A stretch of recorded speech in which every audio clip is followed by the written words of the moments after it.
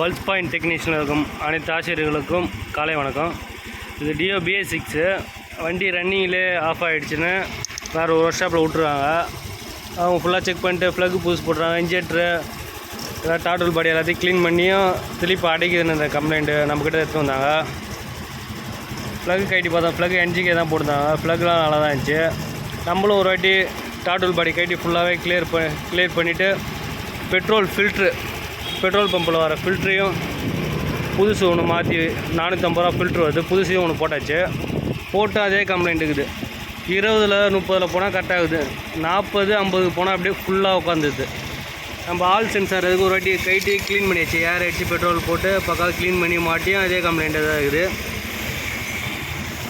இதில் என்ன கம்ப்ளைண்ட்டுன்னு பார்த்தீங்கன்னா HD காயில் போயிடுச்சு. இப்போ HD காயில் புதுசாக வாங்கி போட்டோன்னே பக்காவாகுது கம்ப்ளைண்ட்டு. கரண்ட்டு தான் இதில் கம்ப்ளைண்ட் வருது. HD காயில் ஆக்டிவாகும் இதுக்கு சேமாக தான் வரும். ஆனால் மாறுது பார்ட் நம்பர் மட்டும். நமக்கு இதுக்கு வரையான பார்ட் நம்பர் மட்டும் தான் வாங்கி போடணும். போட்டால் கரெக்டாக இருக்குது கம்ப்ளைண்ட். இது வேறு எதுவும் கம்ப்ளைண்ட் கிடையாது. அதே போல் இது நண்பர் ஒருத்தர் வேறு கல்ல விட்டாங்களா ஒர்க் ஷாப்பில். இது ஏர் ஸ்க்ரூ அட்ஜஸ்ட்மெண்ட்டே பண்ணக்கூடாது. அவர் பண்ணது 2500 கிட்ட பண்ணி வச்சுருக்காது அட்ஜஸ்ட்மெண்ட்டு. நம்மக்கிட்ட OPD டூல் போட்டு கரெக்டான அட்ஜஸ்ட்மெண்ட்னு பார்த்தா அதுக்கு 1500 தான். லைவ் டேட்டாவில் போய் RPM நம்ம செக் பண்ணிட்டு அட்ஜஸ்ட்மெண்ட் பண்ணோம்.